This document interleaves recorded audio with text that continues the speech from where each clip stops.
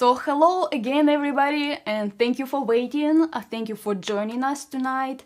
Alexei and I are so excited to play for you, and we really appreciate you finding this time, and we hope that you're all staying safe and spending this time being productive. We are learning a lot of new music for sure right now, and our neighbors are learning a lot about our instruments. I think soon they will be the experts on mandolin and domra music. But one more time, so happy to do this. We've been playing live group music for a couple years now, and we always enjoyed this amazing format. And it really, all the concerts that Groupmuse does, they always have a very unique atmosphere. It's very special to be able to play for people in a chamber setting and just to be able to communicate with them too. And even though today our event is virtual, we will be welcoming you after the concert back to Zoom, so we could all chat and answer your questions and just, be together in this difficult time. So we are going to start our program, and we have prepared a lot of music that we really love for you today. And we would like to start with some music from the 17th century, and we're actually starting in France with a composition by a French composer and virtuoso harpsichord player, Claude Louis Daquin. And he lived in 17th century and in 18th century, and he was a child prodigy. I'm going to tell you that because when he was 6 he played for the court of Louis XIV, so he was a big star of his time, and we mainly know him for the pieces he wrote for the harpsichord. And if some of you don't know what the harpsichord is, it's the instrument that was before the piano. It also had the keyboards, but instead of those hammers that hit the strings, harpsichord had something very similar to what we use, the picks. So it has a sound that actually reminds me of a sound of our instruments. So the piece is called Le Coucou, and it's one of the most well-known works by Claude Louis Daquin. And Le Coucou, basically what he did, he created a motif that imitates the sound of the bird, cuckoo bird. And you can hear it throughout the whole piece. It's a very simple motif that he did. And then he put more music on top of it, and at the end it's such a beautiful piece. And what I really like about the title, that in French it's Le Coucou, in English it's cuckoo bird, and even in Russian, and Alex and I, we are Russians, you probably could hear the accent, but in Russian the name of that bird is kukushka, because just the sound that the bird made is cuckoo. So we really hope you enjoy this piece.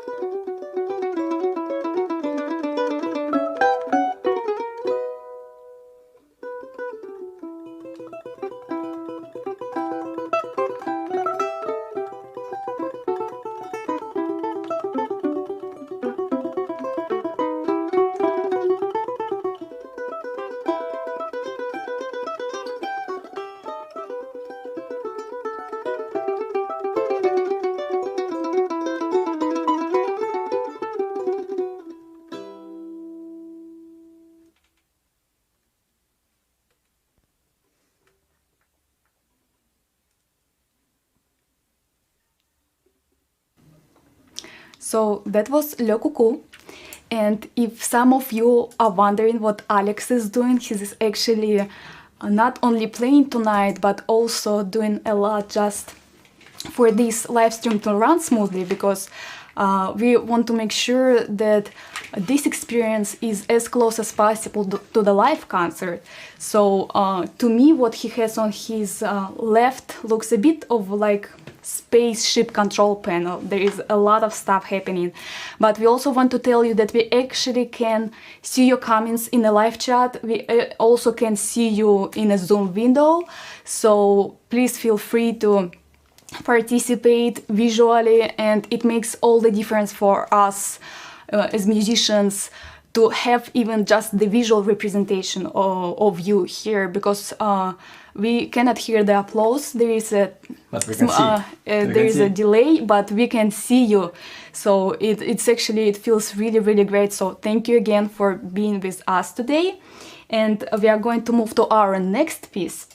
And it's going to be a very famous piece by Johann Sebastian Bach, who is probably one of the most well-known composers of all the times. What's interesting that at his time, his work as a composer was not really appreciated. He was most well known for being a performer, and he traveled all over the Europe giving concerts and playing at churches, and he actually did a lot of work for just creating repertoire for the musicians to study with, because of course back then in 17th century they didn't have that much music to play. And the piece we are going to play is Badinery from the orchestral suite number 2. He actually wrote 4 of those suites. And Badinery from French means joke. So basically if you could hear musicians playing something called scherzo. It's the same meaning, but scherzo is a joke from Italian language and Badinery is from French. So probably just because Bach traveled all over the Europe, he could use any language to name the piece. So it will be Badinery by Johann Sebastian Bach.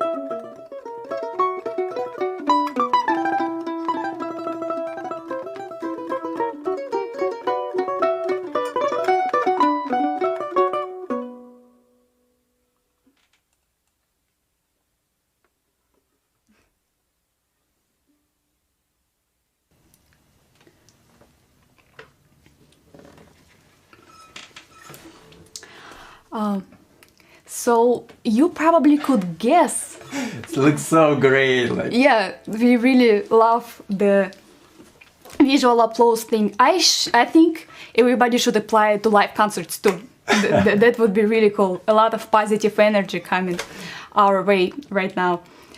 So thank you very much. And you probably guessed that Bach didn't write this piece for the duo of mandolin and domra, and these are the instruments we are playing tonight. So most of the music that Alex and I play together, we actually arrange and make transcriptions, because this combination of these two instruments is quite unusual to have, because Domra comes from Russia, and we will sure tell you more about that instrument a little bit later tonight. And the mandolin comes from Europe, so you can usually hear a mandolin with a guitar or Domra with a button accordion, but not that often you can hear them together. Of course, if you don't live next wall, then you can hear them playing together a lot. The next we are going to play 3 sonatas by Domenico Scarlatti, who, by the way, was born the same year as Johann Sebastian Bach in 1685. So this year we're actually celebrating 335 years from the birthday of Domenico Scarlatti and Johann Sebastian Bach. It's a big year for the musical community, and of course a big anniversary for Ludwig van Beethoven. But anyway, Domenico Scarlatti, also a very well-known musician of his time. His father was a composer, and Domenico Scarlatti spent much of his life in the service of the Portuguese and Spanish royal families, and it was very common back then for the musician to work, to have as an employee a member of a royal family. And Domenico Scarlatti, what we know him for mostly nowadays is that he composed 555 keyboard sonatas. I'm wondering if he did it on purpose, because 555 is such a beautiful number and it's also easy to remember. And these sonatas are very beautiful. They are usually much shorter than the sonatas of classical and romantic period. And we arranged 3 of them for our duo. And what's interesting that because Scarlatti spent most of his life in Spain, in his music we can hear a lot of influence from Spanish folk music and from the Portuguese folk music. And especially it's interesting for us playing instruments that have such a strong connection to folk music and culture. So first we are going to play sonata number 107 in F major by Domenico Scarlatti.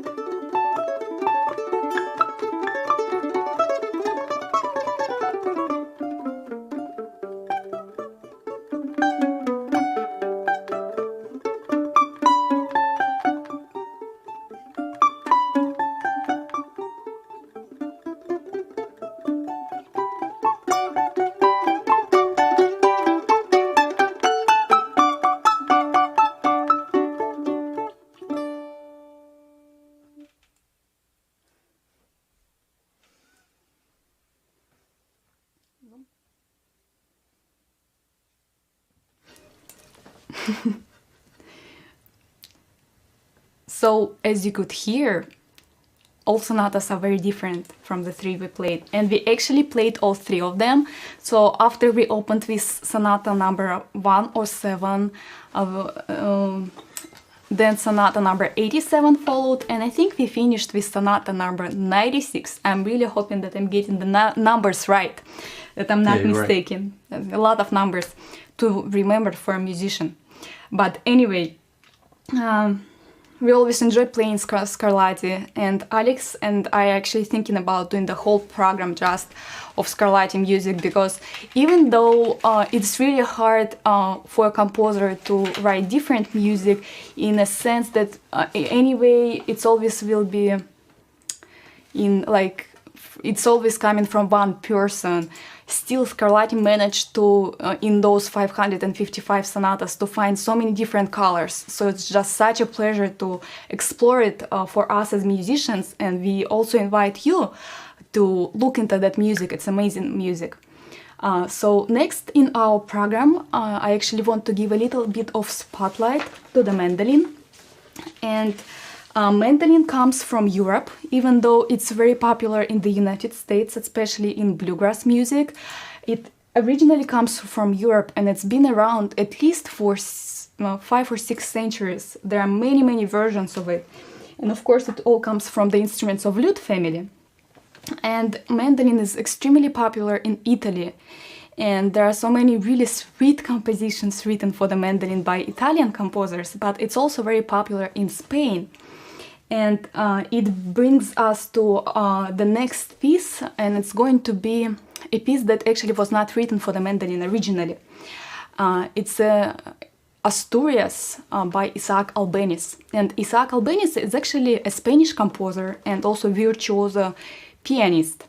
And he wrote a series of compositions based on Spanish folk idioms. So he didn't quote any particular folk tunes of Spain, but he kind of kept the mood, the general mood and the folk genres from Spanish folk music, and Asturias is probably one of his most well-known pieces, and I always loved it and always wanted to play it. So about a year ago or so, I finally made an arrangement for myself to play, and I hope you'll enjoy it. It will be Asturias by Isaac Albéniz.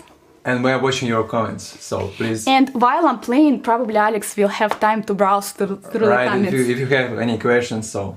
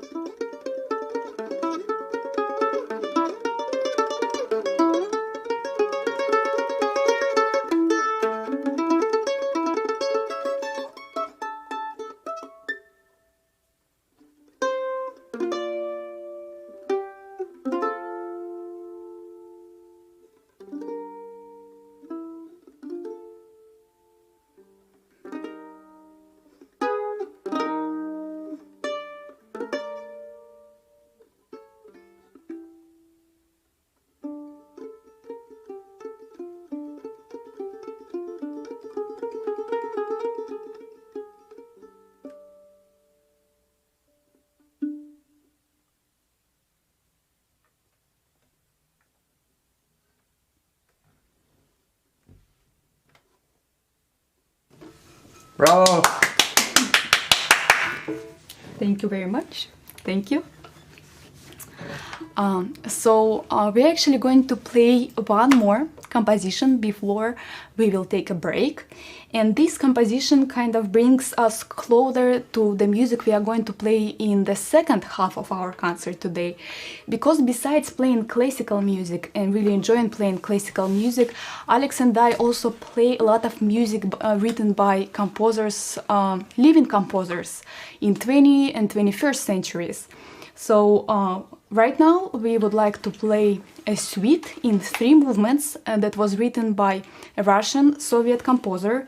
Nowadays he lives in Israel and his name is Iosif Tamarin.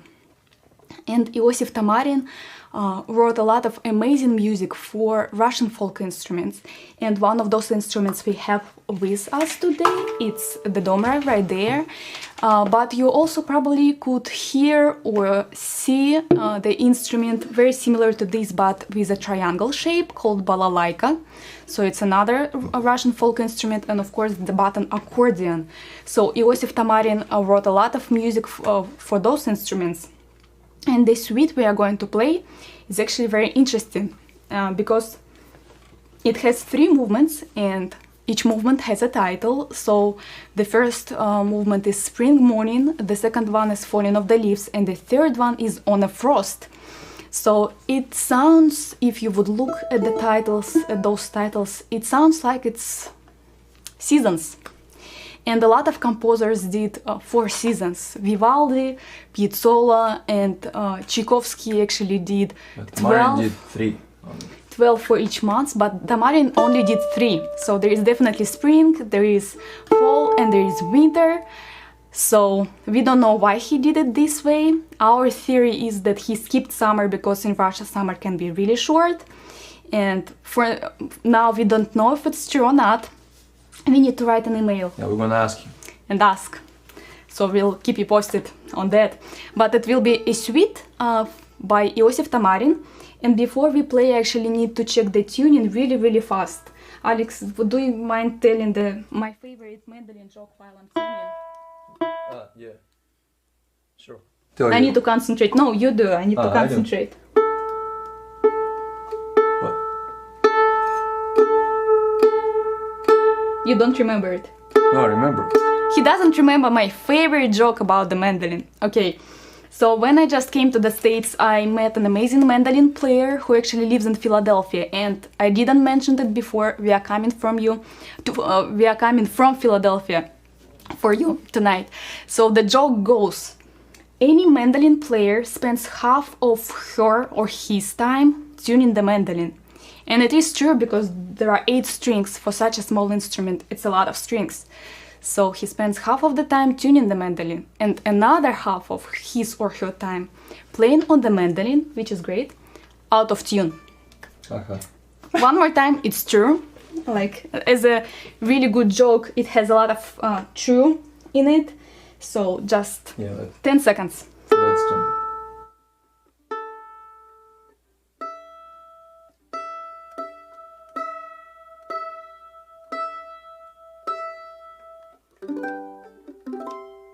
And these extra strings that the mandolin has, they create this special mandolin color that I really enjoy a lot. But they also create this special mandolin headache with tuning, which I do not enjoy.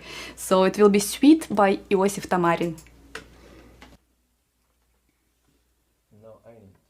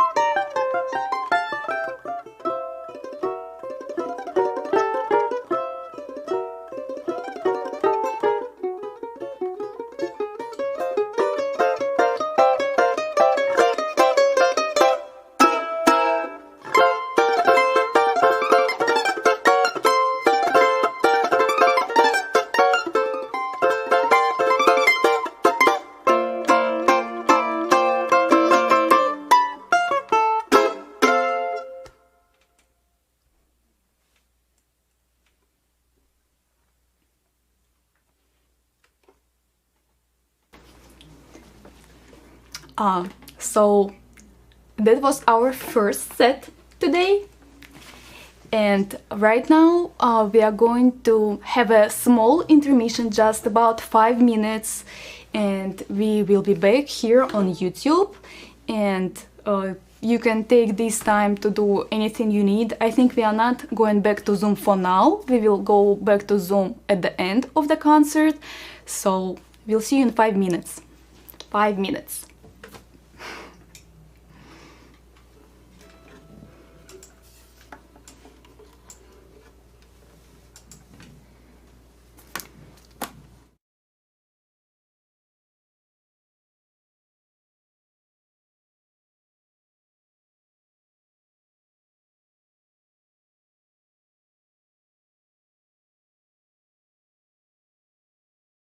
Картинка. So we are back, and to tell you a secret, we forgot to check the timing when we went on a break, so let's hope it was around 5 minutes. If not all of you are back yet, we just will take 2 minutes answering some of the questions that we saw scrolling on through the chat on YouTube. So we have not been in any collaboration with Chris Steele or Bella Fleck, and we would love, so if you know them, please, you can share our websites with them or something. We are definitely are all for it. We actually love collaborating in general with musicians, and we've been in the United States for 3.5 years, and we just enjoy a lot meeting people from all over the world and meeting musicians from all over. Oh, that's a tricky combination, all over the world, and playing with them.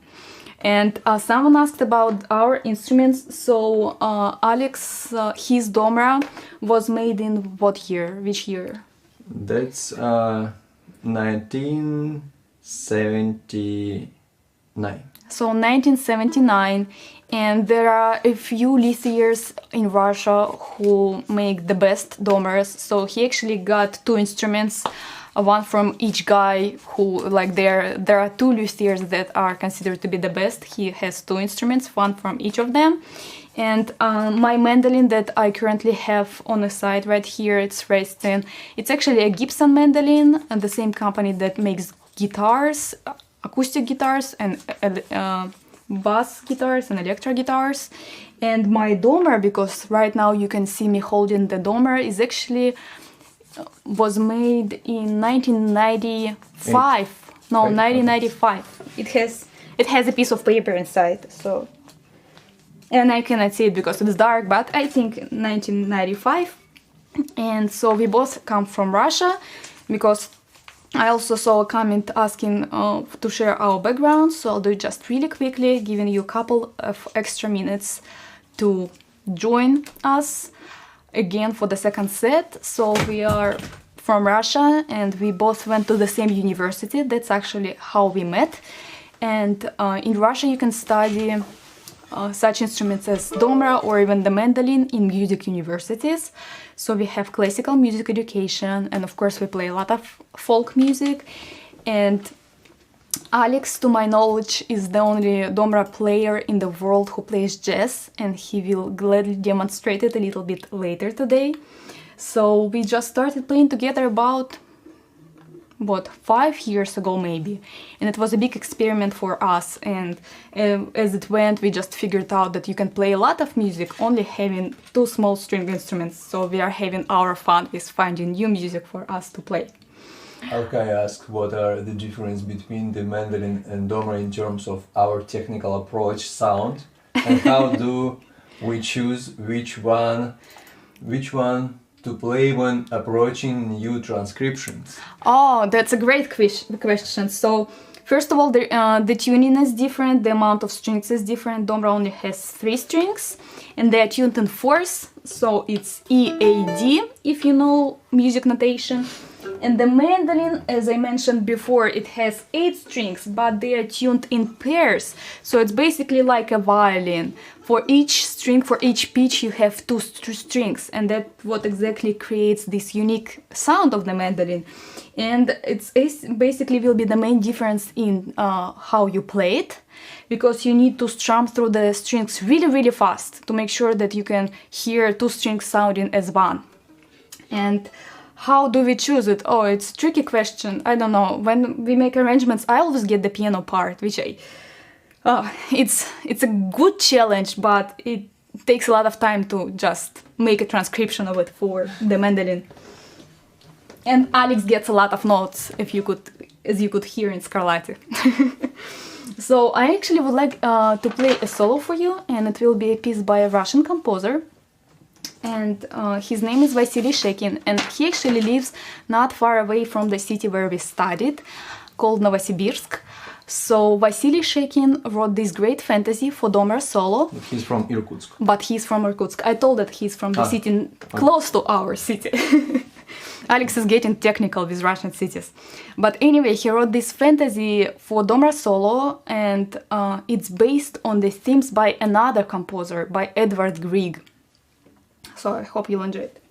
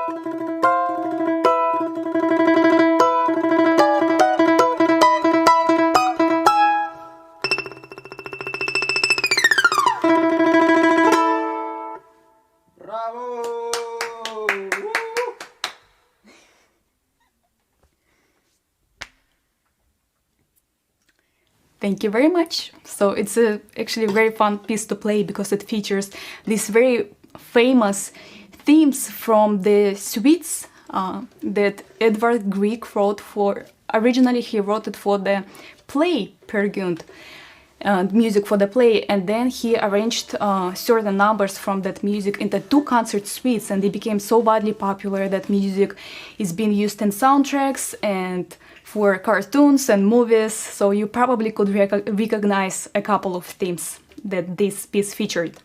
So now it will be Alex's turn to play some solo. Before he does, we promised to tell you a little bit about the domra.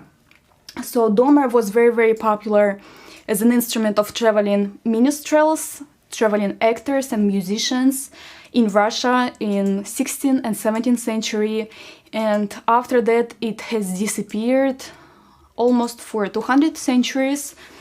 It was rediscovered. Old broken instrument that is considered to be the domra was rediscovered in a small village in Russia at the very end of 19th century. And then it was reconstructed. That's how we got the modern version of the domra. And it was introduced to the orchestra of Russian folk instruments that also has balalaikas and button accordions.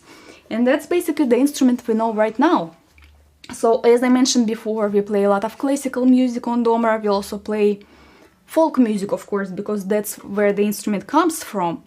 But Alex plays jazz, and he will play solo for you. Very famous, very popular jazz standard called Estate. It's a jazz standard that was written by Bruno Martina, who is an Italian jazz composer and singer and a pianist.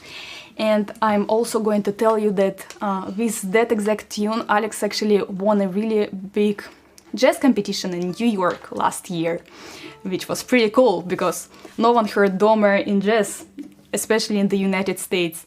And I think you will hear why when he plays. So it will be Estate by Bruno Martina.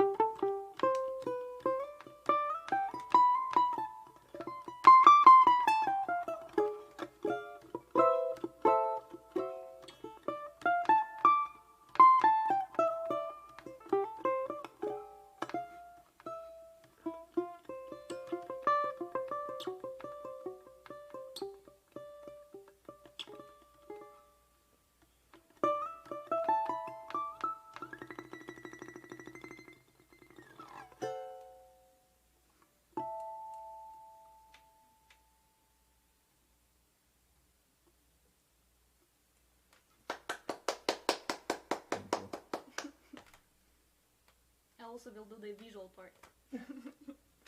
I really like the visual part.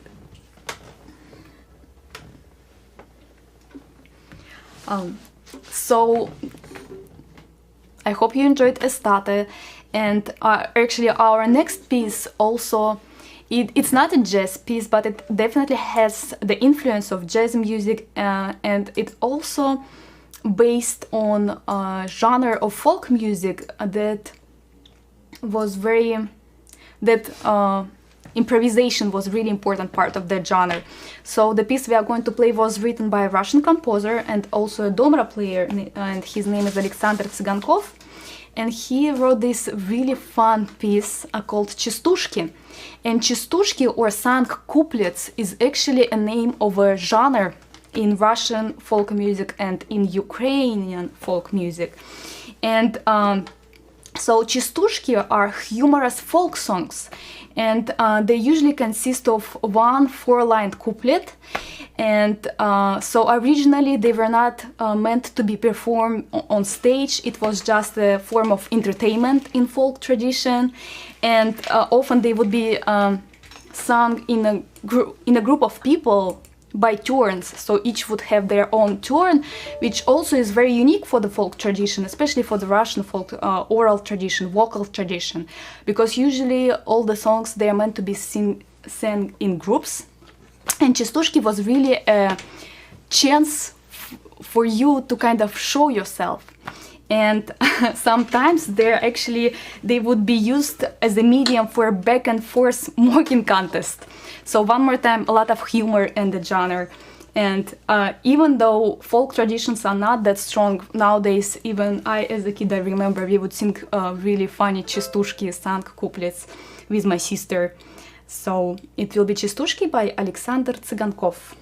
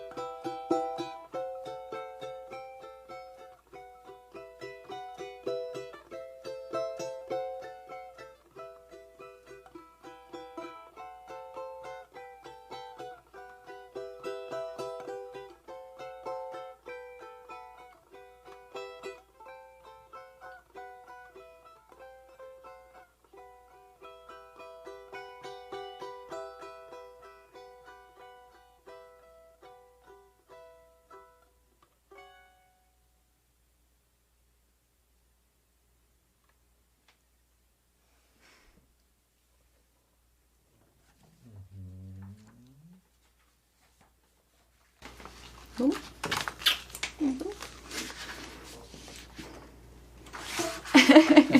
Thank you very much.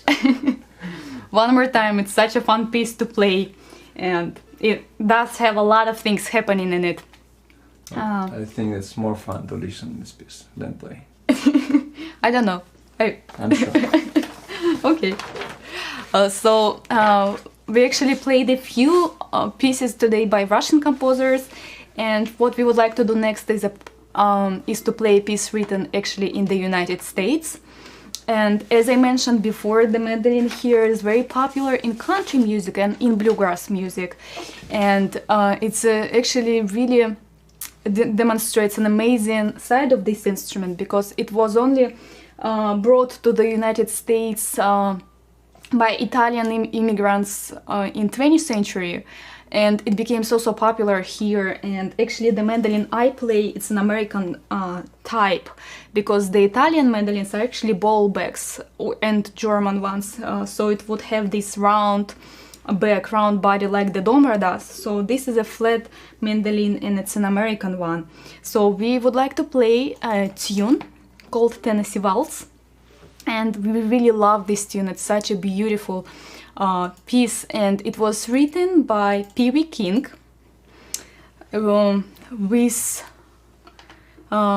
in collaboration with a singer from the band where P.V. King played, and the name of the singer was Red Stewart. So Red Stewart did the lyrics and P.V. King did the music, and they were basically inspired by Kentucky Waltz by Bill Monroe, so they did Tennessee Waltz.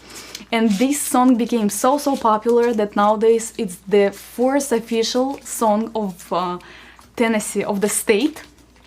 So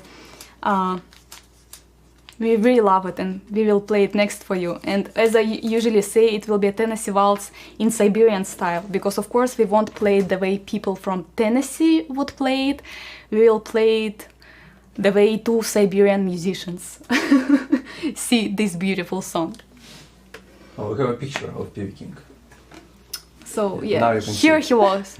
Oh, you know what's the cool part? I actually dropped it. Give me a second. The piece of paper. The original name of P.V. King was Julius Frank Anthony Kuczynski. So he actually came from the family of Poland immigrants, and P.V. King is a stage name, which I really like this. Oh no, I dropped something. Yeah,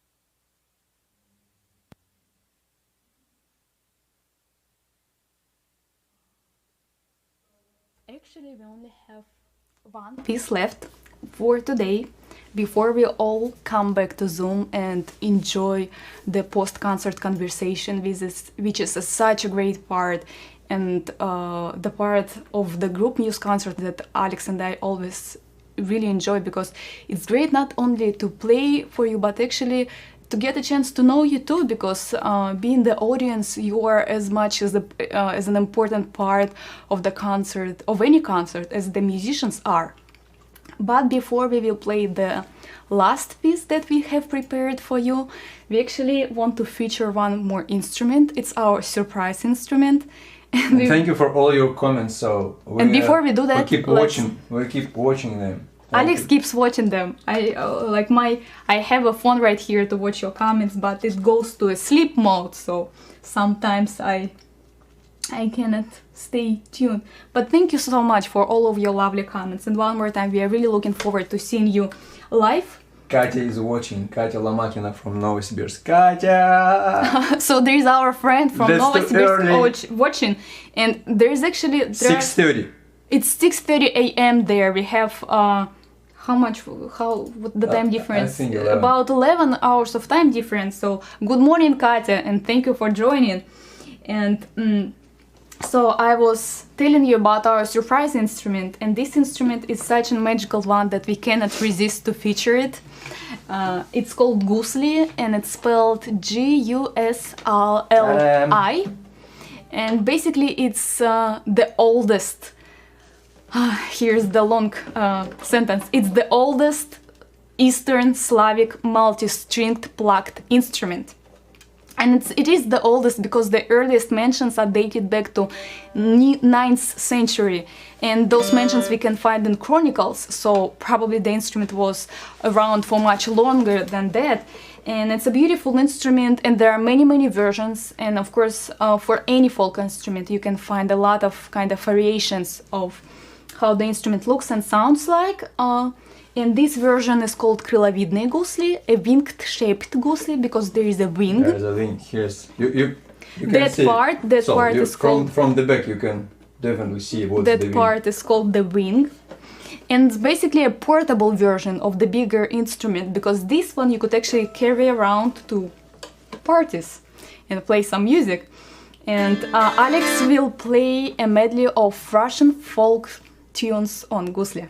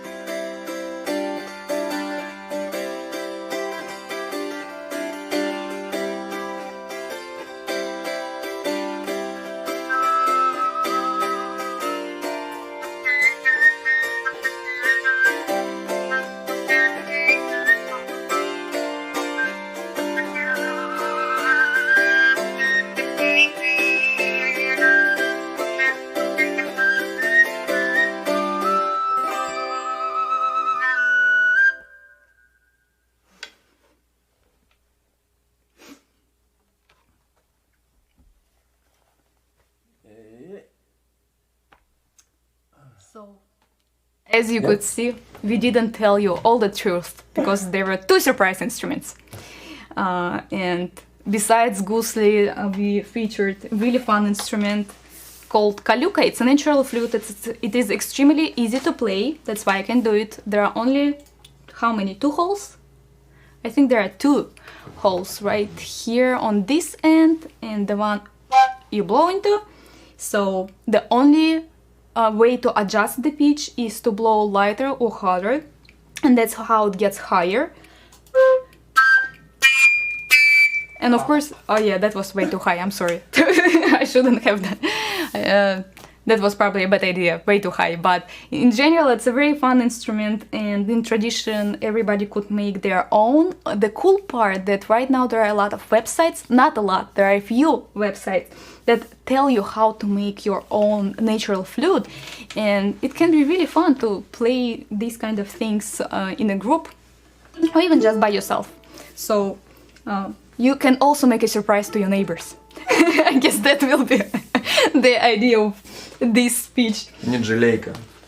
Oh no. It's much louder. There is another folk instrument that is basically like a folk trumpet. So this is a natural, it's a folk flute, and there also can be a folk trumpet, and it's like 10 times louder, so don't make that. I mean, that will be too cruel. They're only meant to be played outside. But anyway, we have our last piece. It will be a piece by Astor Piazzolla, an Argentinian composer and arranger and bandoneon player. And Astor Piazzolla is really famous, and his music is really well known nowadays. And basically what he did, he introduced to the genre of Argentinian tango elements of classical and jazz music. And so he basically created a new genre called tango nuova, or it's translated actually new tango. The interesting part is that as a teenager, Piazzolla actually played a lot in his home country in Argentina, and he played a lot of tango music. So by the moment he went to study in Paris, in the Paris Conservatory, he actually was really tired of tango music, and he studied with a legendary French composition teacher, Nadia Boulanger. So when he just came, he tried to trick her and hide his background, that he was so experienced with tango music. So he played her some classical music on a piano, and she wasn't interested at all. And at the very end, he played a small tango, and that's when actually she told him that's what he needs to focus on. So she kind of directed Piazzolla into the way that we're really glad she did, because now we got so many amazing compositions written by him. And we will play a piece called Escuala, which is translated as a shark. And can I still talk? Yeah, sure. I can still talk. So please don't leave after the concert. We invite you all to join us in Zoom. We are really looking forward to chatting with all of you. Yeah.